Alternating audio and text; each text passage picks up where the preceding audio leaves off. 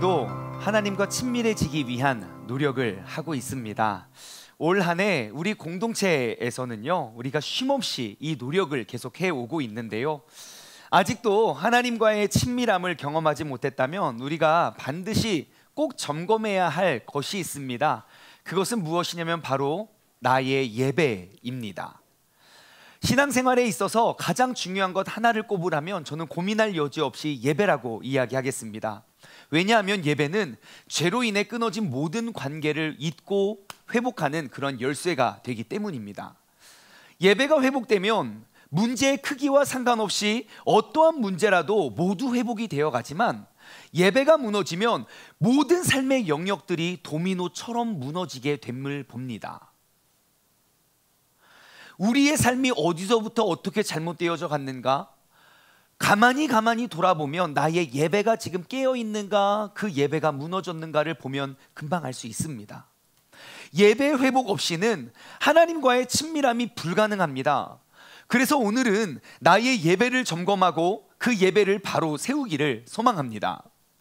지금 여러분은요, 예배 자리에 계십니다. 알고 계십니까? 그렇다면 여러분 지금 혹시 내가 앉아있는 이 자리의 의미에 대해서 알고 계십니까? 여러분, 이 시간은요, 하나님에 대해서 알아가는 시간이 아닙니다. 하나님 앞에 서서 하나님을 경험하는 시간입니다. 저의 설교는요, 여러분들이 하나님에 대해서 모를까봐 제가 하나님은 이러한 분입니다 라고 가르쳐주는 것이 아닙니다. 저는 하나님의 말씀을 대언하기 위하여 선 자입니다. 그러므로 하나님을 경험하지 못하는 예배는 실패한 예배이고, 나를 변화시키지 못하는 예배는 죽은 예배입니다. 왜냐하면 하나님을 경험했다면 우리가 변화되지 않을 수가 없기 때문입니다. 예배는 내가 하나님 앞에 서는 것입니다. 그래서 우리 모두는 준비된 모습으로 예배의 자리에 나와야 되는 겁니다. 여러분은 찬양팀이나 방송팀이나 대표 기도자나 성가대나 설교자가 준비한 예배를 관람하는 관객이 아닙니다. 이들은 우리의 예배를 그냥 돕는 자일 뿐이지, 예배의 준비는 여러분들이 하나님께 드리는 하나님과 여러분과의 그 교제를 위한 그 예배와 만남의 준비는 우리 모두가 해야 된다는 것입니다. 그리고 정직하신 하나님은 준비된 만큼, 그리고 내가 심은 만큼 거두시기 때문에 내가 얼만큼 준비하였는가, 나의 예배가 얼만큼 준비되었는가에 의해서 하나님에게 그 예배의 성공과 실패는 결정이 된다는 것입니다. 여러분 한번 돌아보십시오. 여러분은 오늘 이 시간 이 예배를 어떻게 준비하셨습니까? 내가 아무것도 준비한 것이 없으니 하나님은 분명히 예배를 통하여 나에게 하시고자 하시는 그런 말씀이 있는데 들리지가 않는 거예요.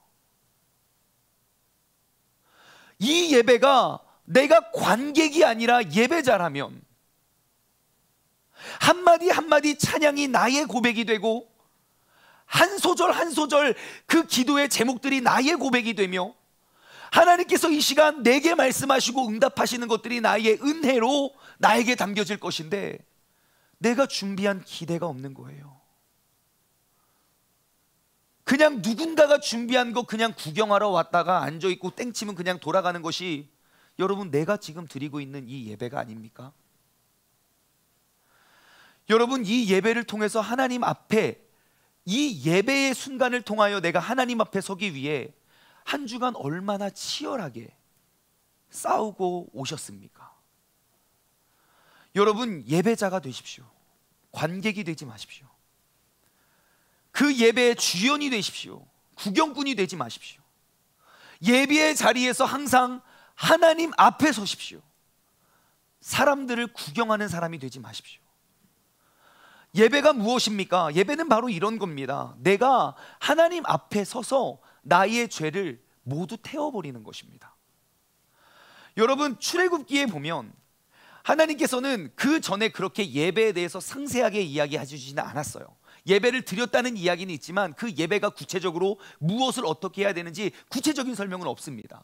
하지만 이제 430년의 애굽의 노예로서가 아니라 이제 그들을 출애굽하여서 나의 백성, 나의 민족, 나의 사람들과 내가 너희와 늘 함께하겠다는 아브라함과의 약속을 성취하기 위하여 출애굽기 14장에 출애굽을 했고 25장부터 40장까지는 온통 내가 너희와 함께 거할 그 성막과 그 예배의 준비를 위한 메시지가 가득합니다. 그리고 레위기에 시작하는 1장부터 쭉 보시면 이제 너희가 나에게 드리는 예배는 반드시 이렇게 드려야 돼 라고 예배가 무엇이고 어떻게 예배를 드려야 하는지에 대해서 아주 구체적이고 상세하게 가르쳐주고 있습니다. 하나님께서 그 하나님의 거룩한 백성들, 구별되어 나의 민족, 나의 백성, 나에게 예배 드리는 나의 영광을 위해 사는 사람들에게 주님께서 가르쳐 주시는 그 구약의 제사는 이러합니다. 예배를 드리기 위해서요, 흠이 없고 흠 없는 제물을 우리가 준비하고 그리고 그것을 흠 없는 상태로 보존하여서 그 예배의 자리에 나와야 됩니다. 물론 제사마다 조금씩의 차이는 있지만 일반적으로 그냥 보편적으로 제사는 이렇게 드렸습니다. 내가 그 흠 없는 제물 아무것도 없이 그냥 왔다가 그냥 앉아있다가 와 멋있네 하고 가는 게 예배가 아니라요, 내가 그 한 번의 예배를 위해서 흠 없는 제물을 준비해야 됐다고요. 그리고 내가 그것을 예배의 자리, 그 성막에 나올 때까지 그것을 흠 없이 보존하는 게 예배입니다. 그러다가 나의 실수로 인해, 나의 무지함으로 인해 그 제물에 흠이 생기면 그 예배는 취소됩니다. 다른 제물을 준비해야 돼요. 그렇게 흠 없는 제물을 가지고 나아옵니다. 제단 앞에서요, 그것이 소가 됐든 양이 됐든 비둘기가 됐든 그 제물을 이제 죽입니다. 그리고 가죽을 벗기고요, 각을 뜨고 내장을 꺼내서 내가 드릴 것과 태울 것을 씻어서 구별합니다. 그리고 하나님께서 기쁘게 흠양하실 수 있도록 그 제물을 모두 태워버리는 것이, 그게 하나님께서 우리에게 가르쳐 주신 예배입니다. 여러분 생각해 보세요. 한 번의 예배, 성경은 이야기하죠. 안식일을 기억하여 거룩하게 지키라고요. 왜 우리는 예배가 성공하면 하루가 거룩해질 수밖에 없냐면, 여러분 한 번의 제사를 위해 몇 시간을 썼을까요? 한 40분 50분 앉아있다가 한 70분 넘어가면 예배가 이렇게 길어하고 뻘떡 일어나서 나가면 예배 끝입니까? 여러분 하나님께서 우리에게 요구하시는 그 제사를 한 번의 제사를 위해 몇 시간을 썼을까요? 소를 끌고 왔습니다. 감사할 것이 많아서 소를 끌고 왔어요. 어떻게 소 한 5분 만에 한 방에 빡! 다 잡으실 수 있죠? 누가 그렇게 합니까? 우리가 뭐 도살 전문가도 아니고. 내가 더 떨 거예요. 내가 이 소를 어떻게 잡냐고. 치면 뭐, 그리고 치면 뭐. 여러분 소 하나 잡는데 몇 시간 걸릴까요? 그거에 껍질을 벗기고 각을 뜨고 씻고. 여러분 예배는 60분 70분 앉아있다가 돌아가면 예배가 끝나는 것이 아닙니다. 진짜 예배의 시작은 이 자리를 떠난 이후에 변화된 나의 삶이 진짜 예배의 시작입니다. 내가 재물을 죽일 때 나의 죄를 죽이는 것이고, 내가 그 가죽을 벗길 때 나의 죄를 벗겨내고, 내가 각을 뜰 때 내 죄를 잘라내고, 내가 그 내장을 씻을 때 나의 죄를 씻어내고, 내가 그 재물을 불태울 때 나의 모든 죄를 하나님 앞에 온전히 내어놓고 불태워버리는 게 예배입니다. 그 제사의 행위 동안 나의 모든 죄가 완전히 씻어져 버리고, 그 제사가 마친 이후로는 우리가 새 사람으로서 살아가는 것이 예배의 본질입니다.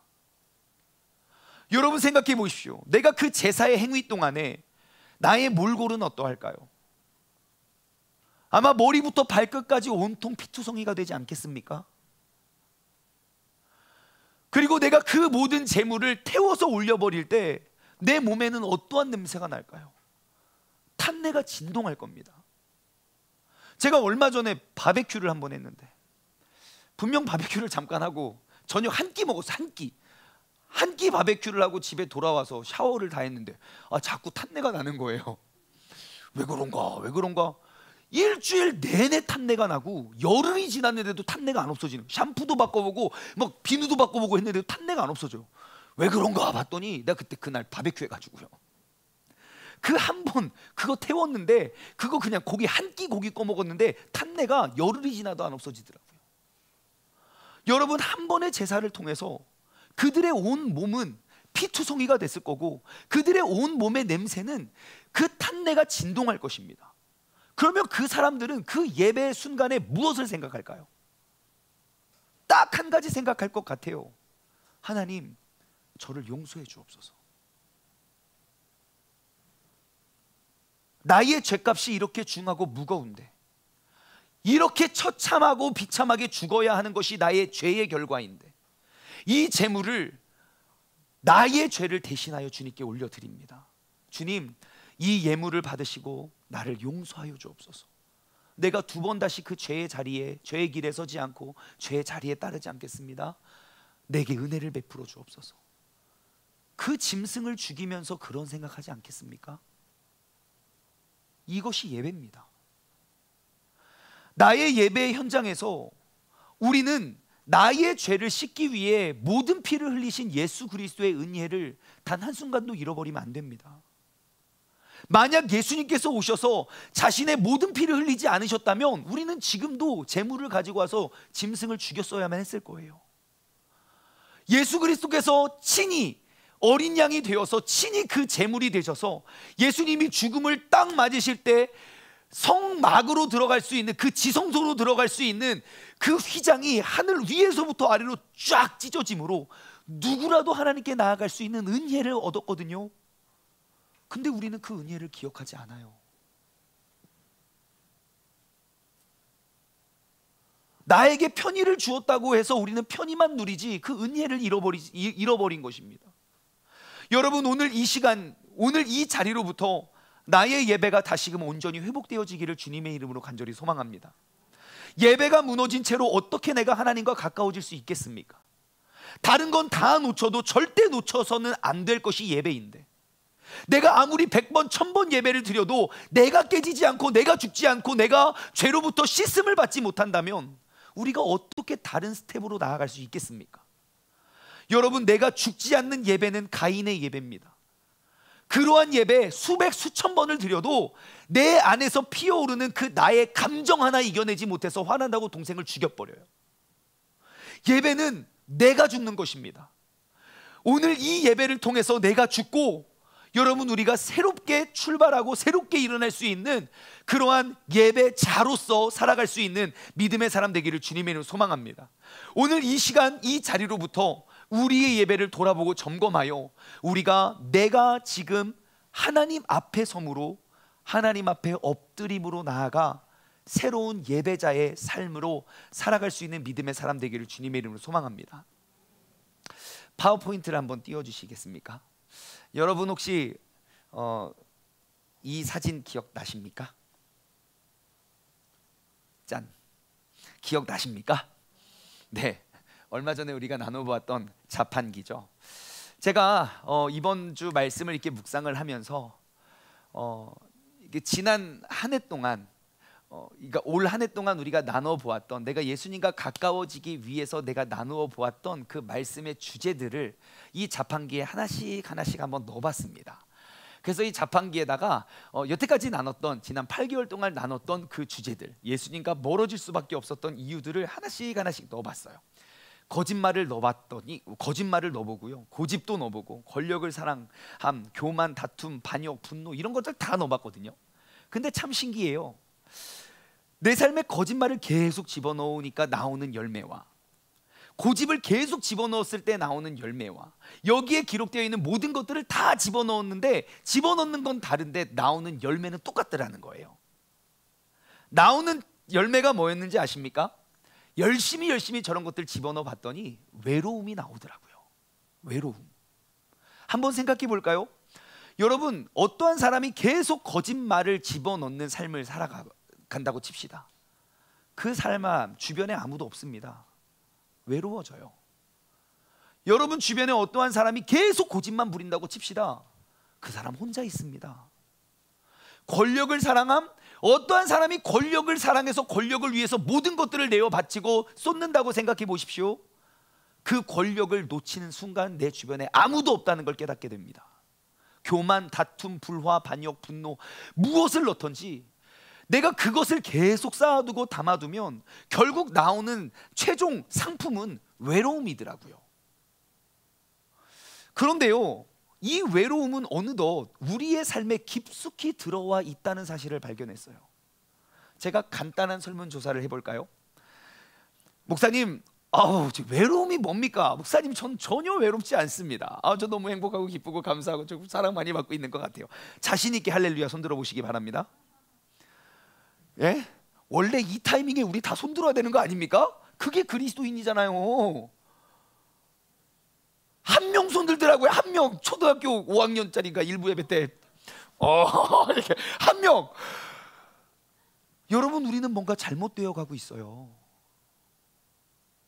분명히 우리가 성령의 은사와 열매를 나의 삶 속에 집어넣어 그 사랑과 그 사랑의 열매와 기쁨과 행복과 감사와 만족이 우리의 삶의 모습이어야 되는데 이미 우리 공동체 가운데에서도 이 외로움이 너무 깊이 자리 잡고 있다는 사실을 발견했어요. 여러분, 우리는 어떠한 공동체입니까? 세상의 흐름에 역행하는 공동체 아닙니까? 성경이 이야기하는 건 무엇입니까? 세상의 유행을 따라가는 것이 아니잖아요. 그래서 우리가 이제 문제가 무엇인지 파악했어요. 이제 그 문제를 발견했으니 이제는 그 문제를 역행하길 원합니다. 외로움은요, 하나님의 성품과는 정반대되는 개념입니다. 그렇기 때문에 성경을 보면요, 이 외로움의 주제에 대해서 너무너무 많은 교훈과 가르침이 담겨져 있음을 알 수 있습니다. 창세기 2장 18절 말씀을 보잖아요. 이렇게 기록되어 있어요. 하나님께서 천지 그 아름다운 에덴 동산을 창설하시고 나의 대리인으로 사람을 딱 지었어요. 그리고 나서 이렇게 말씀하십니다. 여호와 하나님이 이르시되 사람이 혼자 사는 것이 좋지 아니하니 내가 그를 위하여 돕는 배필을 지으리라 하시니라. 아멘. 하나님이 뭐라고 하십니까? 야, 에덴 동산 혼자 다 누려. 와, 너 진짜 행복하겠다. 아니요, 에덴 동산, 하나님께서 친히 창설하신 에덴 동산이 있어도 혼자 있는 것은 행복하지 못해요. 하나님께서 말씀하십니다. 사람은 혼자 사는 것이 좋지 않습니다. 그래서 사람에게는 돕는 배필이 필요합니다. 우리의 삶에도, 우리의 신앙생활에도 마찬가지입니다. 혼자가 되는 것은 좋지 않습니다. 그래서 반드시 우리의 신앙생활 가운데도 돕는 배필이 필요합니다. 하나님께서는 그 하나됨의 힘과 위력이 무엇인지에 대해서 너무너무 잘 알고 계십니다. 분명히 마귀도 이것에 대해서 너무 잘 알고 있어요. 그래서 공동체와 사람들이 하나 되지 못하게 가정을 파괴시키는 건요, 하나 되지 못함, 그 외로움만 집어넣으면 돼요. 교회를 통하여 이루고자 하신 하나님의 크고 놀라운 비밀들을 파괴하기 위해선 그들에게 외로움만 집어넣으면 돼요. 하지만 하나님은 알고 계세요. 그 하나됨의 힘과 위력이 얼마나 큰지. 우리가 하나 되기만 하면 못할 일이 없습니다. 우리가 하나가 되기만 하면 아무리 큰 어려움과 문제와 상처와 아픔도 능히 감당하고 이겨낼 수 있습니다. 하나됨으로. 그래서 성경은 온통 깨지고 부셔지고 상처받고 흩어진 관계를 회복하고자 하는 그런 비법과 노하우가 엄청 많이 담겨져 있는 것이 성경입니다. 제가 한 가지만 소개해 드릴까요? 히브리서 10장 23절부터 25절의 말씀입니다. 히브리서 10장 보세요. 또 약속하신 이는 미쁘신 이인데 우리가 믿는 도리의 소망을 움직이지 말고 굳게 잡으래요. 뭐를요? 소망을요. 다시요. 아까 그 말씀이요. 우리가 소망을 움직이지 말고 그 소망을 굳게 잡으래요. 여러분, 우리 그리스도인들은요, 한 소망을 향해 나아가는 사람입니다. 우리가 영원히 죽어 지옥에 갈 수밖에 없는 우리가 그 영원한 하늘나라 그 천국을 향한 그 유일한 길이 오직 예수 그리스도밖에 없음을 우리가 알고 그것을 증거하고 증언하고 나누는 것이 우리의 소망입니다. 나 혼자 천국 가는 것이 아니라 그 천국을 알지 못하는 사람을 데리고 함께 나아가는 것이 우리의 유일한 소망이거든요. 근데 우리는 그 소망을 움직이지 말고 굳게 지키래요. 그러면 이 소망을 어떻게 붙잡아야 되는지 아십니까? 여러분 혹시 어제 큐티 하셨습니까? 어제 큐티책 본문에 너무너무 귀중한 좋은 말씀이 담겨져 있어요. 어떻게 우리가 소망을 붙잡아야 하는지에 대한 지혜를 얻을 수 있는데요, 고린도전서 9장 16절 말씀을 보면 이렇게 기록되어 있어요. 우리가 축복하는 바 축복의 자는 그리스도의 피에 참여함이 아니냐? 우리가 떼는 떡은 그리스도의 몸에 참여함이 아니냐? 그리스도의 피에 참여하고 그리스도의 몸에 참여하는 것이 우리의 소망이라는 거예요. 근데 눈에 띄는 단어가 있었어요. 참여함이라는 단어였어요. 제가 왜 참여함이 눈에 떴냐면, 여러분 큐티책 밑에 도움말에 나와 있어요. 참여함, 코이노니아. 예, 그 큐티책 보시면 진짜 재밌다니까요. 나만 본 것 같아요. 아무튼 거기 도움말이 나왔길래 그래서 그 단어를 묵상해 봤죠. 우리가 예수 그리스도의 피에 참여함, 예수 그리스도의 살에, 몸에 참여하는 게 무엇인가? 그 코이노니아라는 단어를 찾아보니까요, 첫 번째, 하나님과의 친밀한 관계를 묘사하는 단어가 코이노니아예요. 그리고 두 번째 뜻은 이거예요. 그리스도인들 간의 친밀한 관계. 그냥 대충 그냥 알아, 나 알아, 나 그 사람 알아, 이것 때는 코이노니아가 될 수가 없어요. 아주 친밀하고 경험을 통해서 얻어지는 그 관계가 하나님과 이웃의 간에. 그런데요, 이 단어가 이웃들 간의 친밀한 관계거든요. 근데 이 단어의 의미는 친교나 친목과는 전혀 무관한 단어입니다. 그러니까 내가 너를 모르고 너가 나를 몰라서 우리가 친해져서 우리 베프예요, 그때 코이노니아를 쓸 수 없어요. 이 코이노니아는 뭐냐면요, 서로가 바라보는 친목과 교제가 아니라 서로가 제3의 무엇인가를 바라보며 함께 나아가는 것이 코이노니아예요. 누가 그런 말 했던 것 같아요. 사랑은 서로를 마주보는 것이 아니라 함께 같은 곳을 바라보는 것이라고요. 그것이 코이노니아예요. 우리 그리스도인들은요, 고린도전서 9장 16절의 의미가 무엇이겠습니까? 내가 예수 그리스도의 피를 향해 우리가 함께 친밀함을 가지고 이루어가는 것, 그리고 또한 그리스도의 몸을 향해 우리가 함께 그 코이노니아를 이루어가는 것이라는 것이에요. 무엇을 말합니까? 여러분, 하나님과의 친밀함은 절대로 나 혼자서 이루어낼 수가 없다는 것입니다. 반대로 내가 하나님과의 그 친밀함 없이는 우리는 절대로 하나님의 뜻을 받들어 살아갈 수가 없다는 것입니다. 우리가 붙잡아야 할 소망은 무엇입니까? 우리가 그 주님의 영광과 그 주님의 뜻을 우리가 함께 바라보며 친밀함을 유지해 가는 것, 우리는 그 소망 안에서 흔들리지 말아야 됩니다. 24절이에요. 다시 히브리서 말씀으로 돌아와서 히브리서 10장 24절.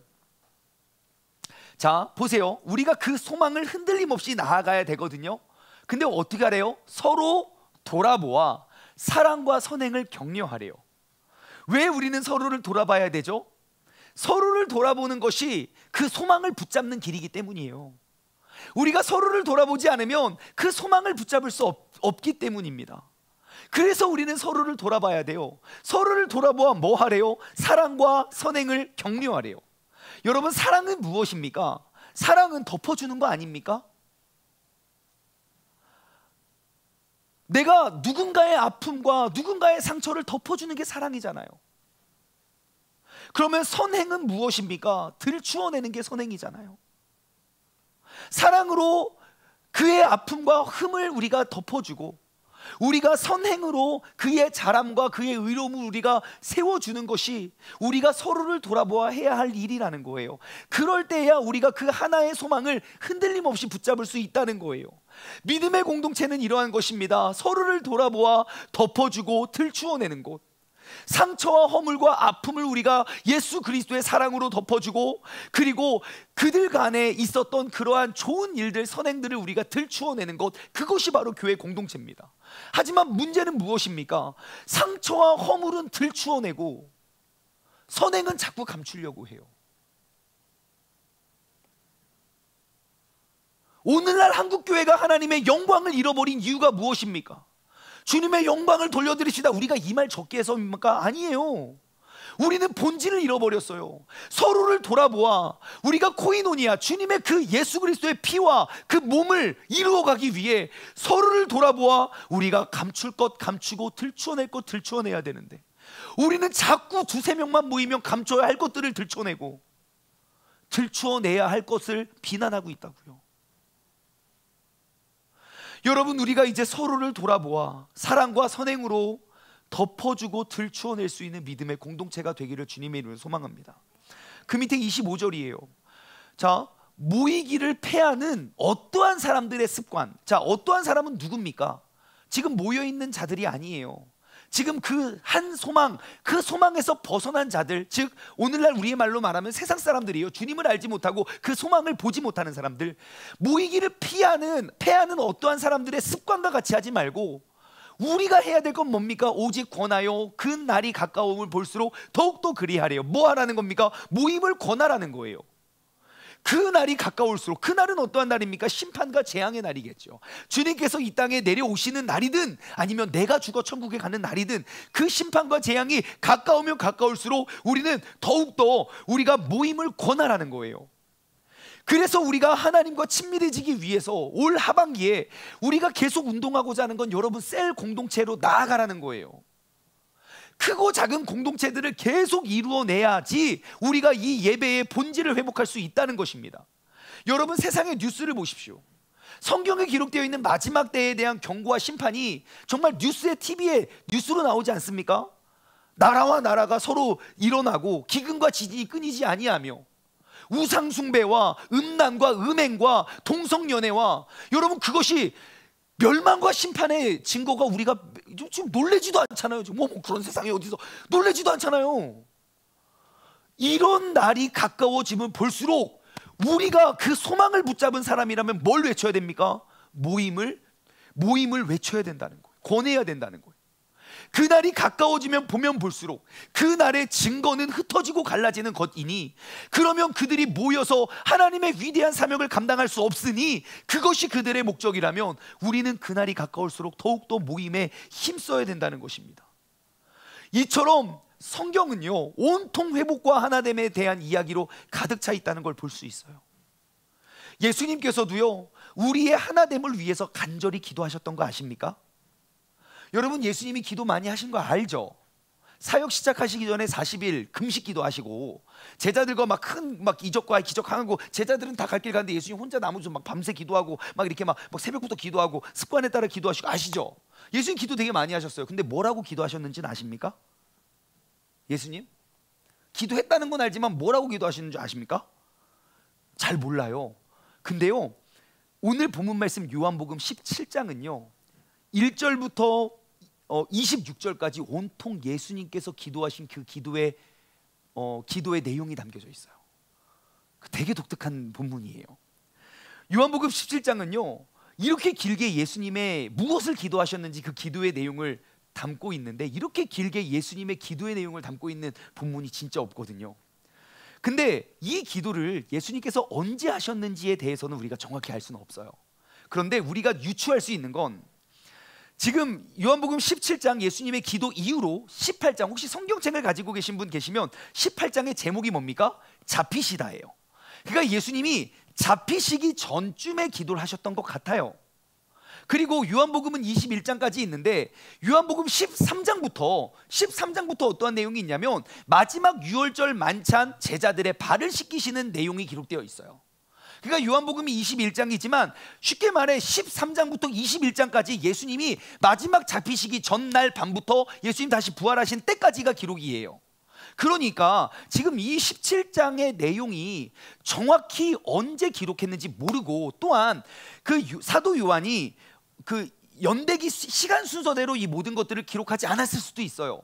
정확히 언제 무슨 날 몇 날 며칠 이것을 기록했는지 알 수는 없지만 우리가 추측할 수 있는 건 정말 예수님께서 사역을 다 마치시고 그 마지막 쯤에 이러한 기도를 하지 않으셨을까? 우리는 알 수 있겠지요. 그래서 어떠한 학자들은 공관복음에는 예수님이 마지막 그 겟셋마네 동산에서 기도하셨던 하나님 이 잔을 내게서 지나가게 하옵소서, 아마 그때 같이 기도했던 내용이 아닐까라고 추측은 하지만 뭐 정확한 근거는 없기 때문에, 하지만 우리가 그냥 우리가 어림잡아 추측할 수 있는 건 예수님께서 아마 사역을 마치셨을 쯤에 이러한 기도를 하지 않으셨을까? 우리는 예상할 수 있어요. 그 예수님의 기도의 내용을 한번 봅시다. 여러분 꼭 시간 되시면 요한복음 17장 도대체 예수님은 뭐라고 기도하시나 한번 읽어보세요. 근데 오늘의 시간 관계상 제가 21절부터 23절만 나누려고 하는데요, 20절부터의 기도는 이제 나를 위한 기도도 아니고 이제 모두를 위한, 그 예수님을 따르는 공동체를 위한 기도를 하시거든요. 이렇게 기도하십니다. 21절, 아버지요, 아버지께서 내 안에 내가 아버지 안에 있는 것 같이 그들도 그러니까 예수님을 믿고 따르는 자들, 즉 우리들이에요. 그들도 다 하나가 되어서 우리 안에 있게 하사 그러므로 세상으로 하나 아버지께서 나를 보내신 것을 믿게 하옵소서. 그래요. 예수님께서 기도하셨던 내용이 무엇입니까? 하나님이 내 안에 계시고 내가 하나님 안에 있고, 그리고 우리 안에 그들이 있어. 그 목적이 무엇입니까? 나를 보내신 것을 믿게 하기 위함이다. 그 믿음을 증거하고 전하기 위해서 여러분, 이 21절 속에서 하나님과 예수님과의 그 사이, 그 거리가 보이십니까? 하나님과 예수님과의 친밀함은요, 그 둘이 완전히 하나가 됐어요. 완전한 친밀함을 가지고 있다고요. 그런데 그 둘이 하나됨의 이유가 무엇입니까?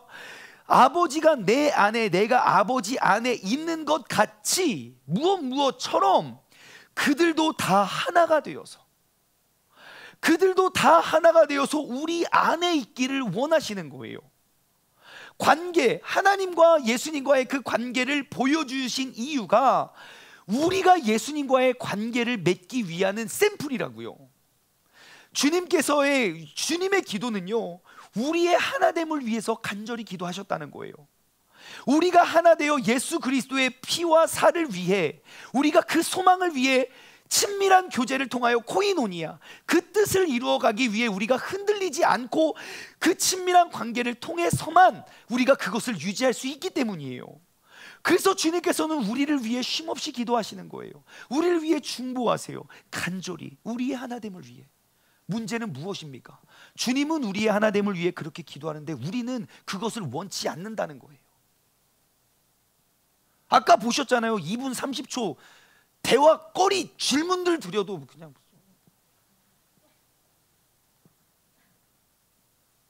여러분, 이것이 우리가 성경이 이야기하는 교회는 아니잖아요. 그럼 우리가 하나가 되어야 하는 이유가 있습니다. 22절이요. 내게 주신 영광을 내가 그들에게 주었사오니. 내게 주신 영광은 무엇입니까? 아버지께서 그 아들 예수 그리스도에게 주신 영광을 내가 누구한테 줬대요? 그들은 누굽니까? 아버지와 내가 하나 되었듯이 우리 안에 거한 그들이요, 내가 그들에게 주었사오니 이는 우리가 하나 된 것 같이 그들도 하나가 되려 하려 함이니이다. 주님께서 그 영광의 빛을 우리에게 비추어 주신 이유가 무엇입니까? 그들을 하나 되기 위함이라는 거예요. 여러분, 우리가 이제 그 하나님과 우리의 관계가, 이제 그 사이가 정립이 되십니까? 하나님과 예수님의 사이가 예수님과 우리와의 사이인 거예요. 그 거리가 똑같아요. 하나님께서 예수님께 부어주신 그 영광의 빛이 예수님께서 우리에게 넘겨주신 거예요. 그래서 우리가 하나가 된 것 같이 우리도 그렇게 하나가 되어야 되는 거예요. 왜 하나됨이 중요합니까? 우리가 하나 될 때 비로소 그 하나님의 영광을 볼 수 있기 때문입니다. 우리가 맨날 기도하잖아요. 주님의 영광을 위해. 주님 영광 받아서. 영광이 도대체 뭡니까?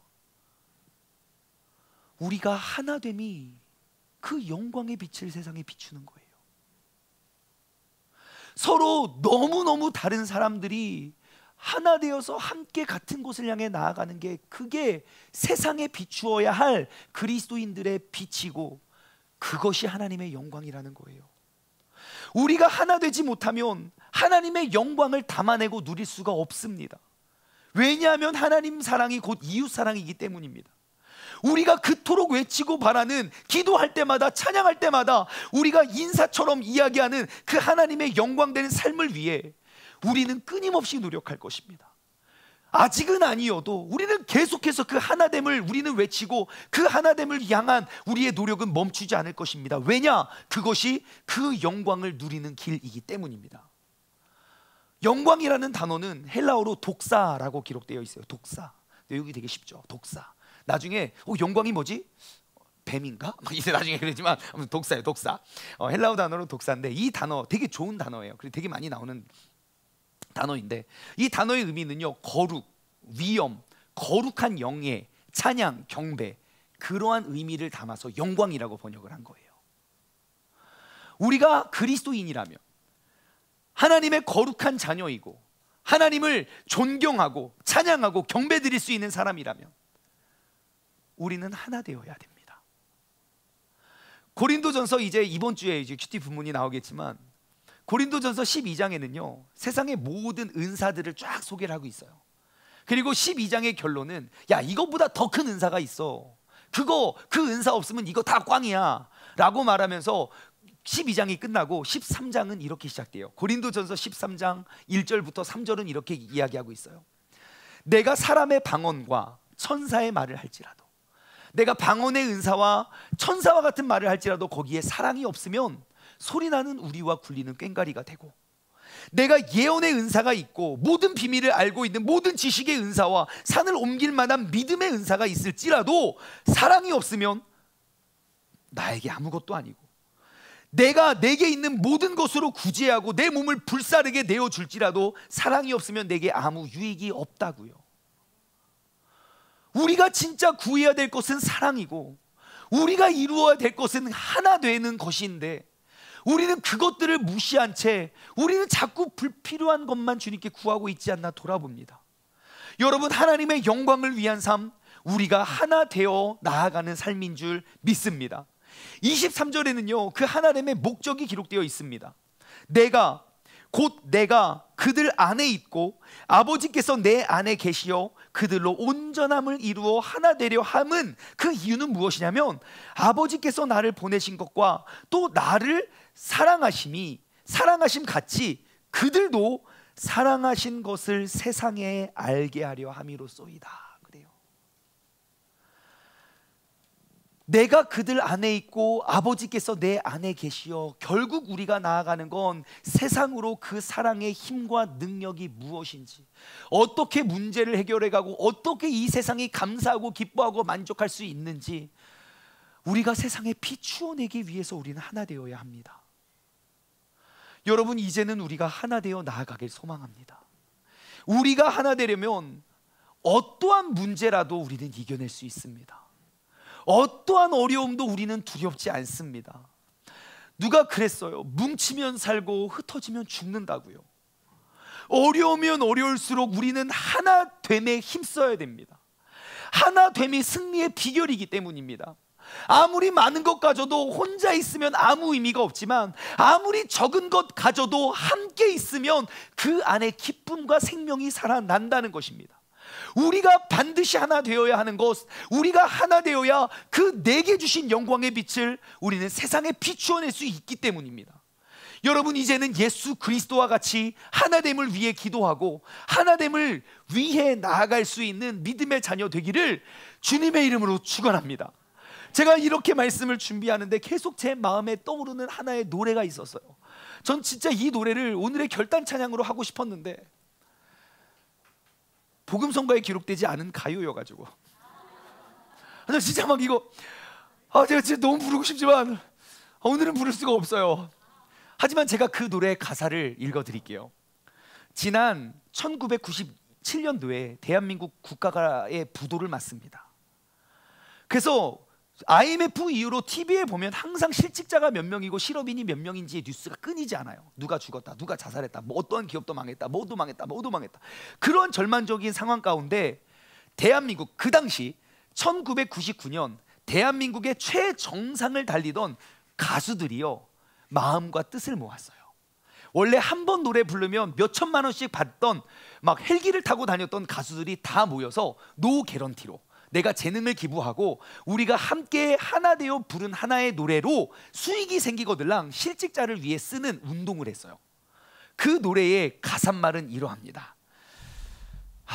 가사를 띄워주세요. 저기 파워포인트. 자, 보세요. 전 진짜 막 제가 왜 이 노래를 좋아하는지, 그냥 어제 막 이걸 보면서 막 감동의 눈물을 흘렸는데, 잘 보세요. 뜻하지 않은 아픔을 겪었어. 우린 너무 앞만 보고 달렸던 거야. 이제는 그 누구도 탓하지 말고 나의 부족함을 다시 생각해.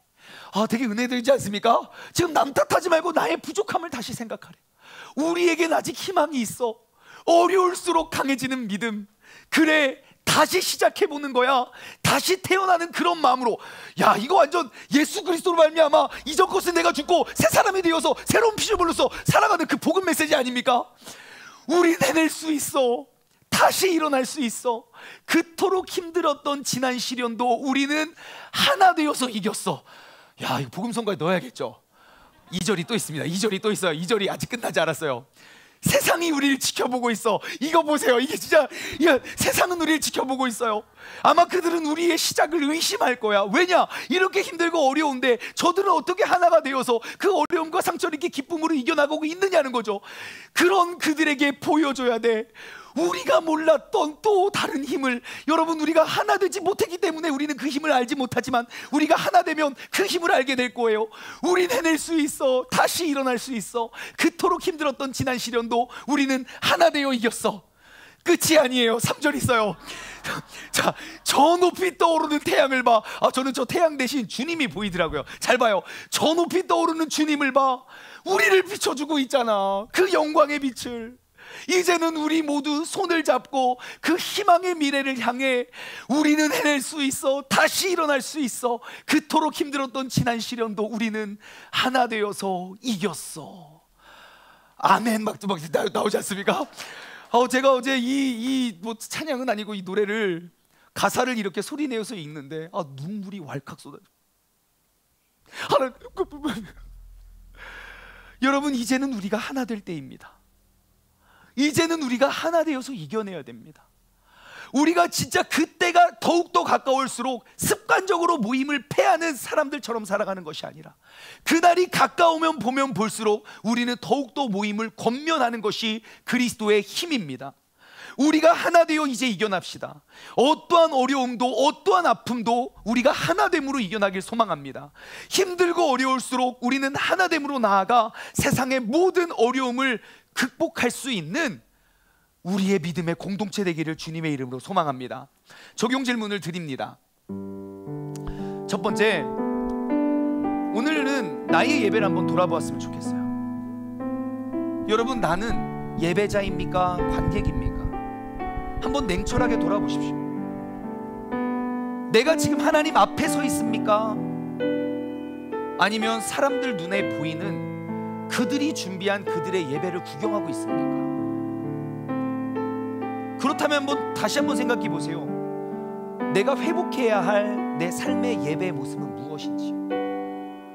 오늘 이 예배의, 진짜 예배의 시작은 이제 예배가 끝나는 그 순간부터이고, 한 주간 동안 주님의 은혜 아니면 내가 버텨낼 수 없는 그러한 치열한 영적 싸움에서 싸우고 내가 이기어 주님 앞에 가지고 나오는 것이 예배가 되어야 될 것이에요. 내가 회복해야 할 삶의 예배 모습이 무엇인지 돌아보기를 원해요. 두 번째, 여러분, 하나됨은요 자기 포기입니다. 우리가 왜 하나가 되지 않는지 아십니까? 내가 포기하지 않아서 그래요. 상대는 죽었다 깨나도 포기할 생각이 없습니다. 그래서 내가 포기해야 돼요. 하나가 되기 위해 내가 포기해야 할 것은 무엇인지 한번 돌아보았으면 좋겠어요. 내가 그러한 것들을 하나씩 하나씩 꺾어내릴 때마다, 나의 자존심이 하나씩 하나씩 무너져 내릴 때마다 우리는 그럴수록 하나가 될 줄 믿습니다. 마지막으로 세 번째, 우리는 모든 문제를 우리가 하나 되어서 이겼으면 좋겠어요. 모든 문제를. 하나됨이 문제 해결의 시작입니다. 하나 되지 않으면 모든 것 다 해결돼도 무너지는 건 한순간이에요. 그렇기 때문에 우리는 하나 되어 나아갔으면 좋겠어요. 오늘 우리가 이 찬양 부르며 나아가길 원합니다. 좀 오래된 찬양이긴 하지만요, 아까 그 하나 되어라는 가요와 굉장히 비슷한 내용의 찬양이 오래전부터 불려지고 있었더라고요. 하나님께서는 우리의 만남을 계획해 놓으셨고, 이제는 우리가 하나 되어 어디든 가겠습니다. 내가 무엇이든 하겠습니다. 당신과 함께. 우리는 이제 하나 되어서 함께 걸어갈 수 있는 이 찬양을 우리가 서로를 축복하며 함께 부르짖고 기도의 자리로 나아가길 원합니다. 함께 찬양하겠습니다.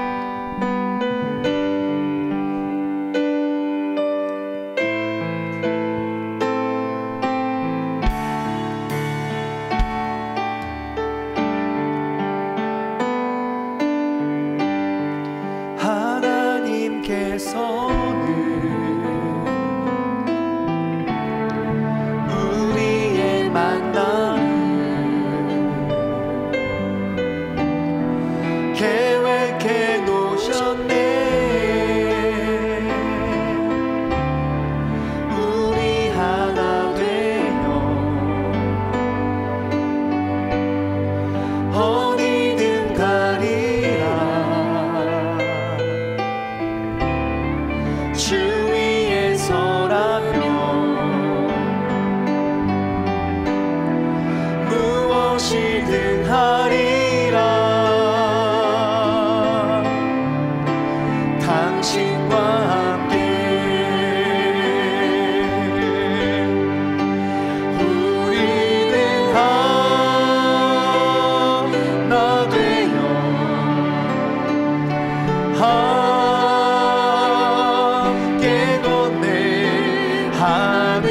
아버지 사랑 안에서 우리는 기다리며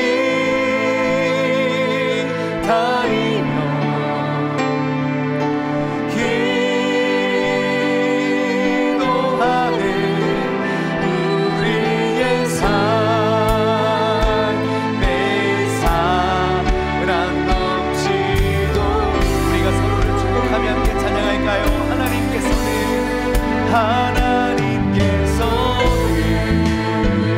우리의 만남을 계획하셨습니다.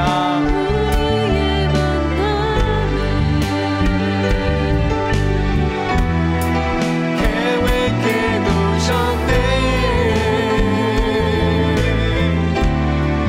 우리 하나 되어 어디든 가리라. 주 위에 서라면 내가 무엇이든 하겠습니다. 무엇이든 하리라. 당신과 함께 당신과 함께 우리는 하나 되요. 우리는 하나 되요. 함께 걷네. 하늘 아버지 사랑 안에서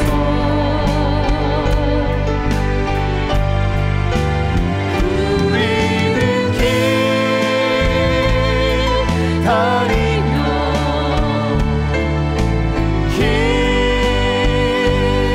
기도하네.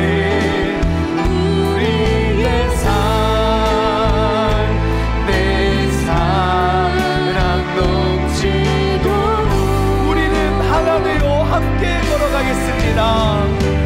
우리는 하나 되어 함께 걷네. 하나가 지 사랑 안에서 우리는 기다리며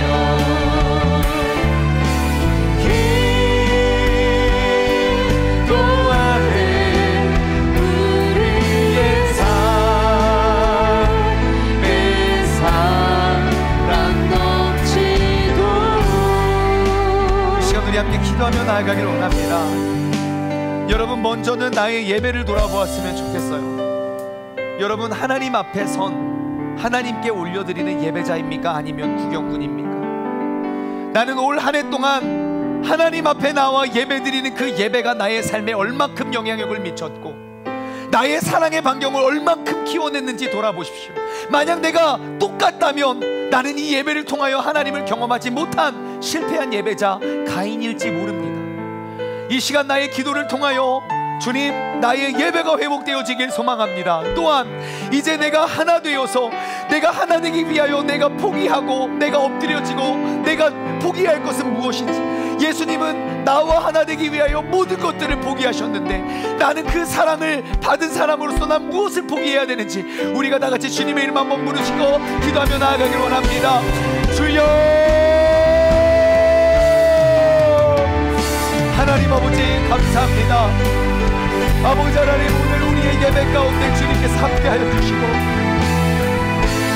아버지 하나님, 우리가 이제 믿음 안에 우리가 바로서 온전히 주님을 더욱더 기쁘게 드릴 수 있는 아버지 그런 주님의 자녀로서 우리가 나아갈 수 있는 주님의 복된 자녀 되게 하여 주시옵소서. 아버지 하나님, 우리가 이제 더욱더 하나됨을 외칠 때입니다.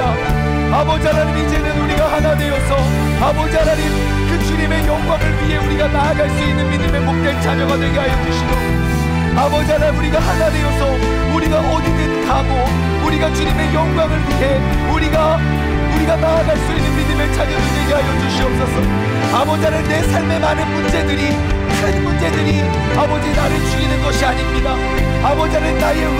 나를 죽이는 것이고 아버지 하나님 그 외로움을 극복하며 우리가 예수님께서 나를 위해 중보하셨던 내가 하나님께서 나를 보시며 아버지 기도하셨던 그 모든 것들을 우리가 아버지 붙잡고 나아갈 수 있는 믿음의 사람 될 수 있도록 주님께서 역사하여 주시고 아버지 하나님 주님께서 오늘 이 시간 이 자리를 통하여 아버지 하나님과 나와의 그런 친밀한 관계가 회복되어지고 나와 내 이웃 간에 나와 우리 믿음의 공동체 가운데 아버지 아름다운 회복이 이루어질 수 있도록 주님께서 우리가 아버지 하나님 앞에 서는 그러한 예배자가 될 수 있도록 주님께서 역사하시고 인도하여 주시옵소서.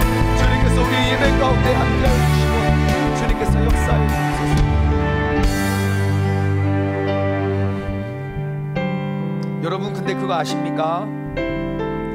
예수님께서 겟셋마네에서 기도하실 때 땀방울이 핏방울이 될 만큼 괴롭고 힘들게 기도하셨습니다. 그리고 그 무게가 얼마나 무겁고 큰지 제자들에게 이야기까지 합니다. 내가 심히 괴로워 죽을 것 같으니까 너희도 깨어서 나라와 기도하자고. 근데 제자들 어떻게 뭐하고 있습니까? 자고 있습니다. 예수님이 땀방울이 핏방울이 되던지 상관없어요. 내가 졸리니까 난 그냥 잠만 자고 있어요. 근데 우리가 그러한 모습 아닙니까? 주님께서는 우리가 하나됨을 위하여 그렇게 중보하고 계시는데 나는 잠자고 있는 거예요. 주님의 시선이 어디에 머물러 있는지 주님께서 나를 깨뜨리시고 내가 글을 세우기를 원하시는데 나는 내가 너무 중요하고 내가 너무 커서 난 그냥 잠자고 있는 거예요. 주님은 분명히 이 공동체가 하나 되기 위하여 지금도 그렇게 간절히 기도하시는데 나는 주님과 친밀해지면 됐지 내 이웃과는 상관없다고 이야기하는 건 우린 분명 잠자고 있는 거예요. 근데 중요한 게 무엇입니까? 그렇게 자고 있던 제자들 예수님의 잡혀가는 모습을 보고 배반하고 떠나버립니다. 부활하신 예수님을 만나기 전까지 그들은 예수님을 배반하고 떠났습니다. 여러분 우리가 주님을 배반하고 떠나지 맙시다.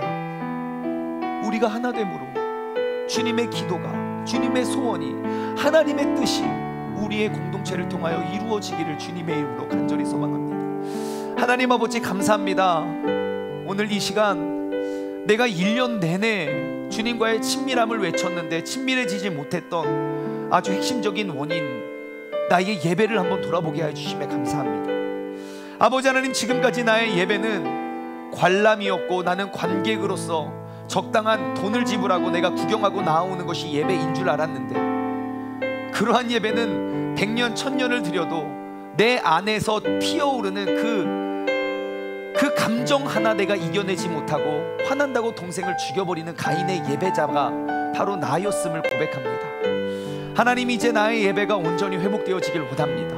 내가 죽고 주님의 뜻을 살려낼 수 있는 그러한 예배, 내가 다른 사람들이 준비한 예배를 구경하고 관람하러 오는 것이 아니라 내가 매일매일의 삶 가운데 하나님 앞에 설 수 있는 그러한 예배자가 될 수 있도록 주님께서 역사하여 주옵소서.